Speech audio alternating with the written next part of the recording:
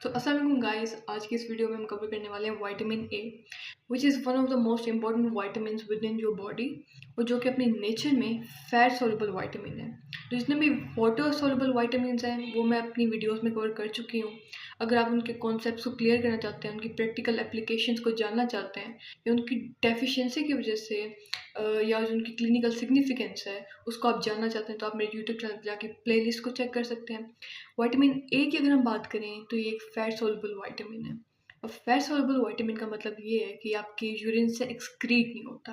इसका मतलब ये भी है कि इसकी अमाउंट जो है आपकी बॉडी को उतनी ज़्यादा रिक्वायर नहीं है जितनी वाटर सॉल्युबल विटामिन्स की होती है, क्योंकि वाटर सॉल्युबल विटामिन्स आपकी बॉडी से कंटिन्यूसली यूरिन के ज़रिए एक्सक्रीट हो रहे होते हैं, जबकि जो फैट सॉल्युबल विटामिन्स हैं ये आपके एडिपोज टिश्यूज़ के अंदर, आपके लिवर के अंदर स्टोर हो रहे होते हैं। So vitamin A is one of those. Vitamin A primarily इन्हें रेटिनॉइड्स भी बोला जाता है। ये एक ओवरऑल कैटेगरी है जो कि इसके डिफरेंट डेरिवेटिव्स को शो कराती है। तो इसके जो डेरिवेटिव्स हैं वो डिफरेंट फंक्शनल ग्रुप्स में पाए जाते हैं, वो डिफरेंट फंक्शनल ग्रुप की कैटेगरी में पाए जाते हैं। फॉर एग्जांपल इसकी जो पहली कैटेगरी है, जो इसकी अल्कोहलिक कैटेगरी है, इसे हम रेटिनॉल बोलते हैं। इसके अलावा जो इसकी एल्डिहाइडिक फंक्शनल ग्रुप कैटेगरी है, इसे हम रेटिनअल या रेटिनएल्डिहाइड बोलते हैं। तो शॉर्ट फॉर्म रेटिनएल है। और इसके अलावा जिसकी कार्बोक्सिलिक कैटेगरी है, इसे हम रेटिनोइक एसिड बोलते हैं। So as you guys can see कि विटामिन ए एक ऑर्गेनिक कंपाउंड है, तो इसके जो अल्कोहलिक फॉर्म है उसे एल्डिहाइडिक फॉर्म में कन्वर्ट होने के लिए ऑक्सीडाइज होना पड़ता है। सो एक नेचुरल प्रोसेस है, दुनिया में होता है कि जब भी अल्कोहल्स की ऑक्सीडेशन होती है they get converted into the aldehydes, और एल्डिहाइड्स की जब कन्वर्जन होती है in the reaction of oxidation वो होती है इनटू कार्बोक्सिलिक एसिड्स। तो सेम है इसी केस में कि आपकी बॉडी के अंदर रेटिनॉल कन्वर्ट होता है into retinal by oxidation, and जब एल्डिहाइडिक फॉर्म की ऑक्सीडेशन होती है it gets converted into retinoic acid.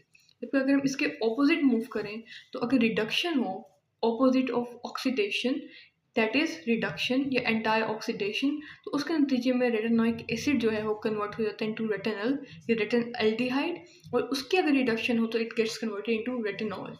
इसके अलावा एक और फॉर्म है जो आपको याद रखनी चाहिए, थोड़ी सी इंपॉर्टेंट है, जिसका नाम है बीटा कैरोटीन।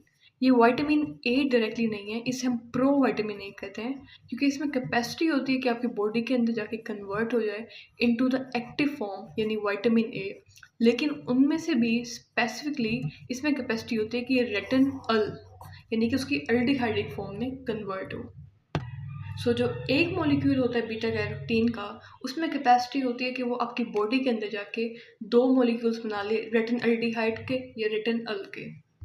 लेकिन अगर हम स्पेसिफिकली बात करें ना ह्यूमन बॉडी की, तो ह्यूमन बॉडी में केस कुछ यूँ है कि बीटा कैरोटीन की जो कन्वर्जन है रेटिनल के अंदर, रेटिनएल्डिहाइड के अंदर, वो इतनी एफिशिएंट नहीं है, वो इनएफिशिएंट होती है, जिसकी वजह से आप जितना बीटा कैरोटीन लेते हो वो कम्प्लीटली रेटिनल में कन्वर्ट नहीं हो पाता, और वो रेटिनल मज़ीद रिड्यूस होकर रेटिनॉल में कन्वर्ट नहीं हो पाता।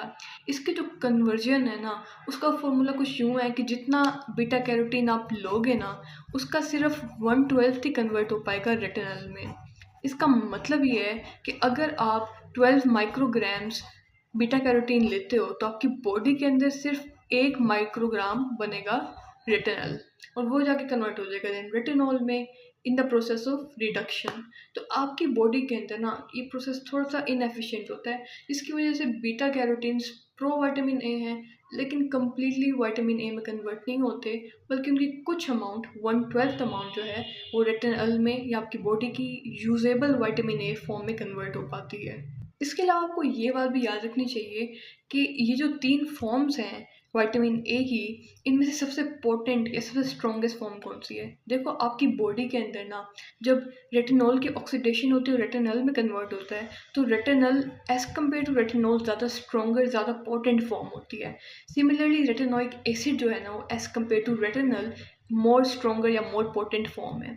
सो जब हम इधर से इस साइड पे जाते हैं रेटिनॉल से aldehydic and then retinoic acid, तो रेटिनोइक एसिड मोस्ट पोटेंट और स्ट्रॉन्गेस्ट फॉर्म है। ये मैं आपको कैसे बात कर रही हूँ कि अक्सर ये एक विटामिन ए, ये रेटिनॉइड्स जो हैं, ये स्किन केयर इंडस्ट्री का होली ग्रेल इंग्रेडिएंट है। ये एंटी एजिंग के लिए यूज़ किया जाता है। सो ज़्यादातर लोगों को 25 से 30 साल की उम्र के बाद डर्माटोलॉजिस्ट विटामिन ए रिकमेंड करते हैं। आजकल के ज़माने में ये कुछ लोग नहीं उनकी स्किन सेंसिटिव होती है, बर्दाश्त नहीं कर पाते, उन्हें पेप्टाइड्स भी रिकमेंड किए जाते हैं।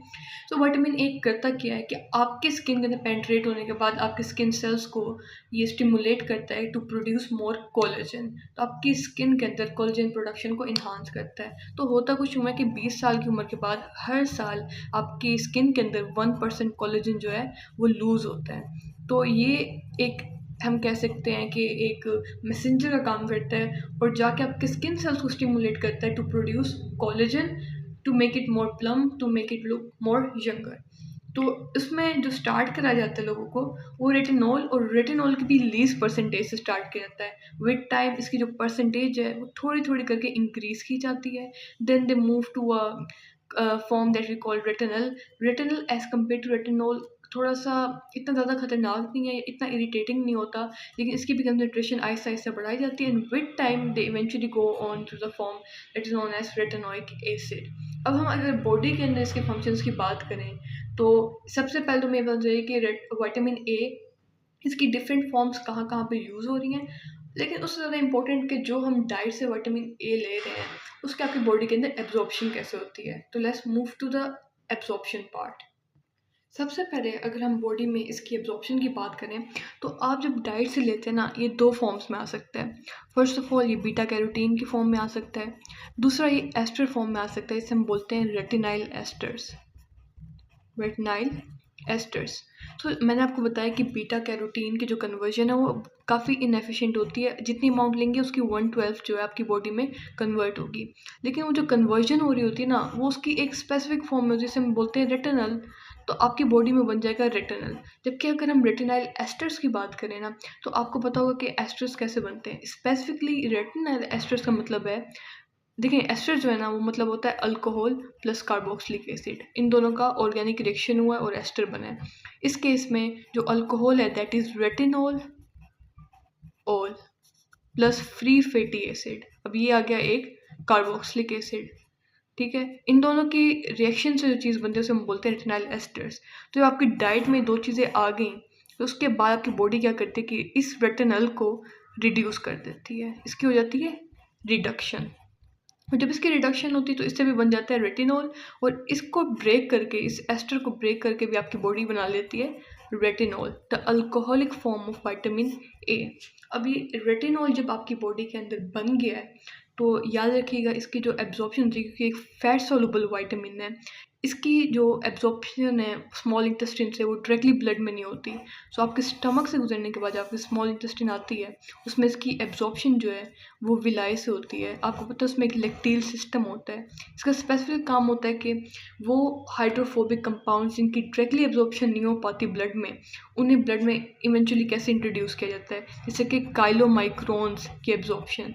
तो आपके जो रेटिनॉल है, क्योंकि फैट सोलुबल विटामिन है, इसकी डायरेक्टली एब्जॉर्प्शन नहीं हो सकती स्मॉल इंटेस्टाइन से ब्लड में, तो आपकी बॉडी क्या करती है कि काइलोमाइक्रोन्स के साथ से इसे लिम्फेटिक्स में भेज देती है। तो ये आपके लिम्फेटिक सिस्टम के अंदर एंटर कर जाती है, और लिम्फेटिक सिस्टम में घूमने फिरने के बाद इवेंचुअली जो रेटिनॉल है ये आपके लीवर के अंदर जाके स्टोर हो जाता है।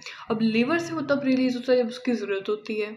अब क्या होता है कि आपके लीवर को जब आपके बॉडी के डिफरेंट टिश्यूज़ को या सेल्स को डिमांड होती है जहाँ पर भी विटामिन ए की, ये रिलीज़ करता है आपके रेटिनॉल को। लेकिन वो जो रिलीज़ होती है ना रेटिनॉल की आपके ब्लड में, वो डायरेक्टली नहीं होती है। देखिए आपके ब्लड में ना बहुत सारी ऐसी चीज़ें होती हैं जिन्हें आपका ब्लड जो है ना डायरेक्टली यानी अब सर्कुलेट नहीं करा सकता आपके सर्कुलेटरी सिस्टम में, उनके साथ ना बहुत से ग्लोबुलिन्स जो हैं वो बाइंड करते हैं। तो इस टॉपिक पे मैंने एक सेपरेट वीडियो बना रखी है जो कि मेरी प्लाज्मा प्रोटीन्स नाम के प्लेलिस्ट में शामिल है, आप वहाँ पे आके देख सकते हैं, जिसमें मैंने अल्फ़ा एंड बीटा ग्लोबुलिन्स के नाम से एक वीडियो बनाई हुई है। आप लाजमी जाकर उसे चेक करें, क्योंकि मैंने उसमें बताया कि कैसे ये ग्लोबुलिन्स डिफरेंट कंपाउंड्स को कैरी आउट कराते हैं।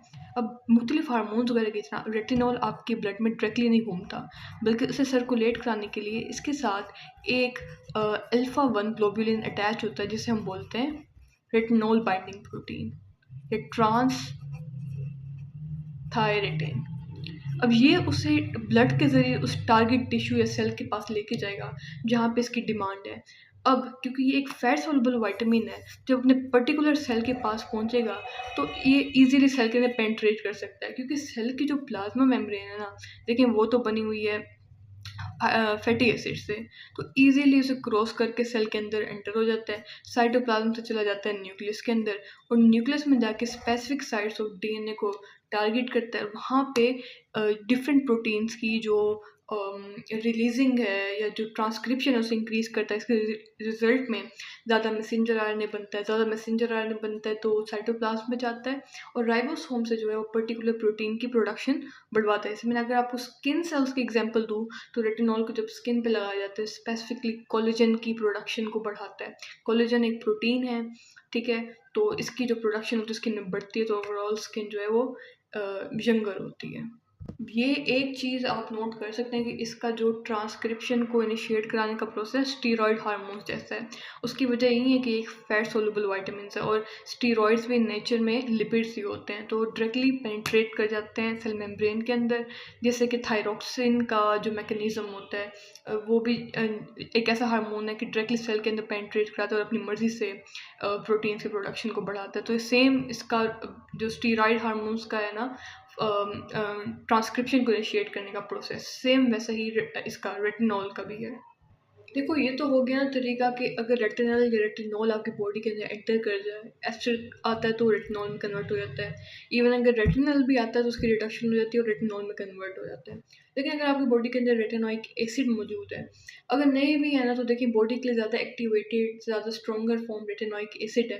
वो कैपेसिटी रखती है और रेटिनॉल को डायरेक्टली रेटिनोइक एसिड में कन्वर्ट करते हैं। और रेटिनोइक एसिड जो है ना, सेम रेटिनॉल की तरीके से ट्रांसक्रिप्शन को इंक्रीज कराता है, ट्रांसलेशन को इंक्रीज कराता है।